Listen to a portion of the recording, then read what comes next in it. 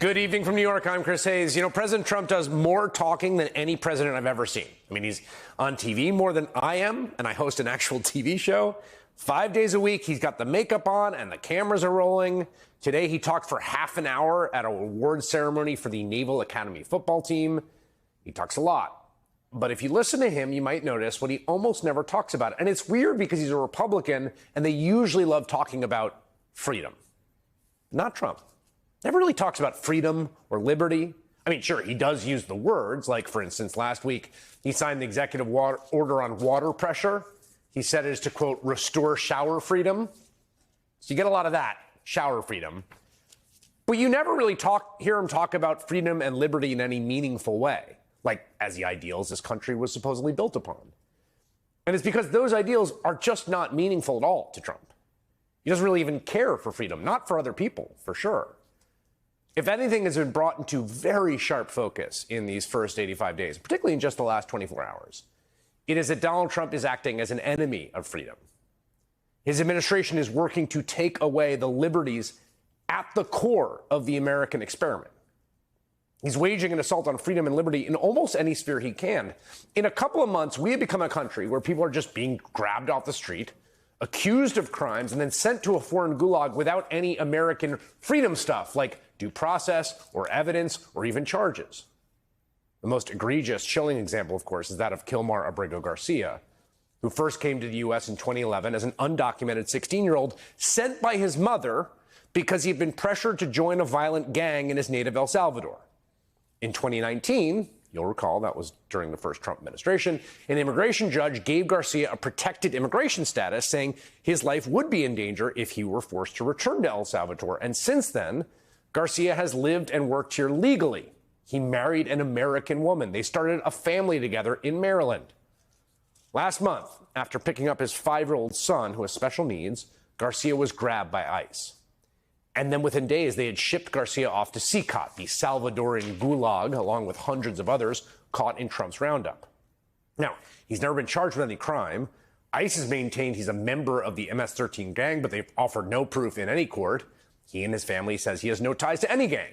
And that family, left to wonder now, will they ever see him again?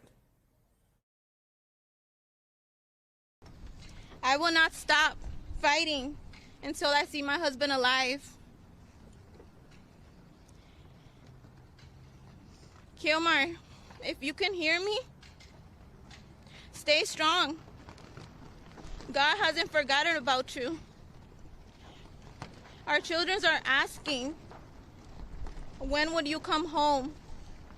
And I pray for the day I tell them the time and date that you'll return. Close your eyes and listen to that tape, and it sounds like a woman whose husband's been taken hostage, begging the kidnappers to show mercy. An American woman, an American family. In fact, Kilmar Abrego Garcia was also an apprentice in the American building trades. This was his American Union president last week.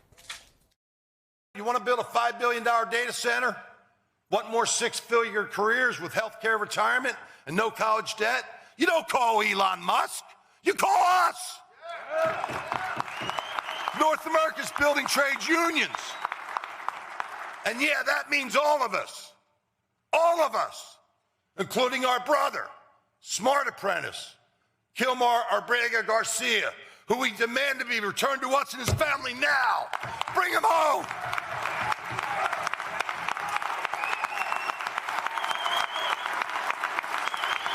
All of us.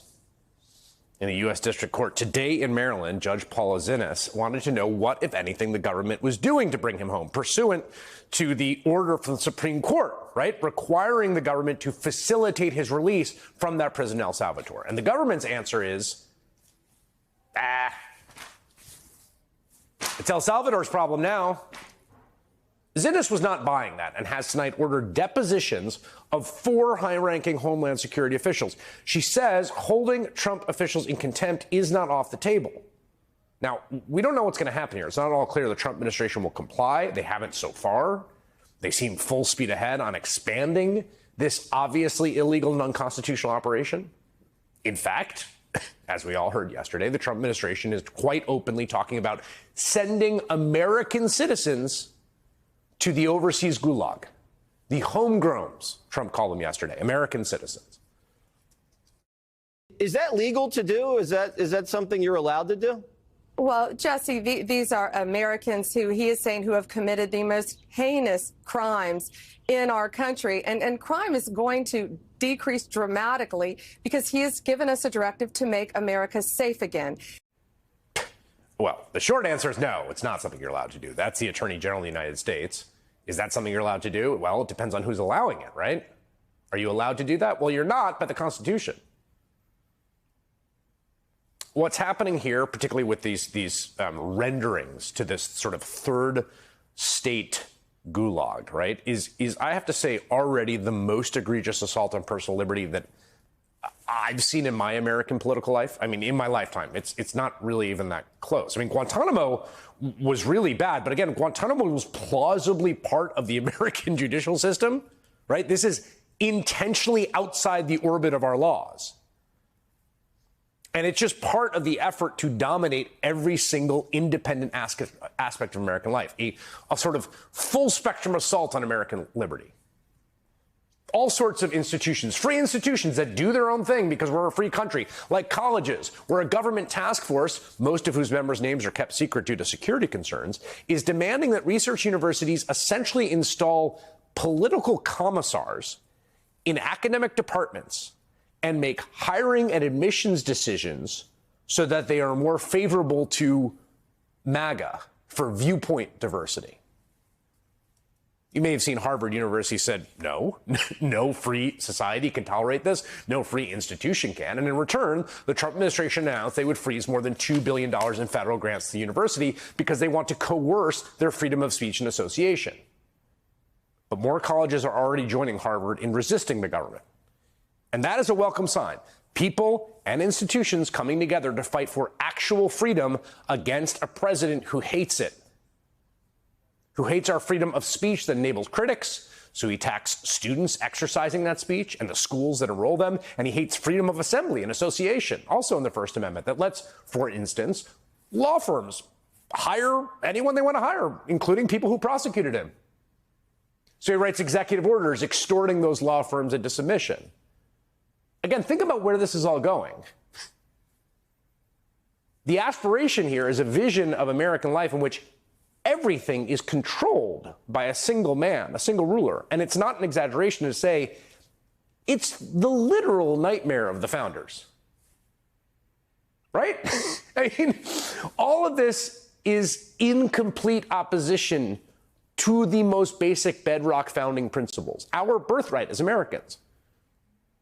And the trick is now, and I think a lot of people watching this may be experiencing this, for the vast majority of Americans, right, in their day-to-day life, it doesn't feel that unfree. It doesn't feel that different, really.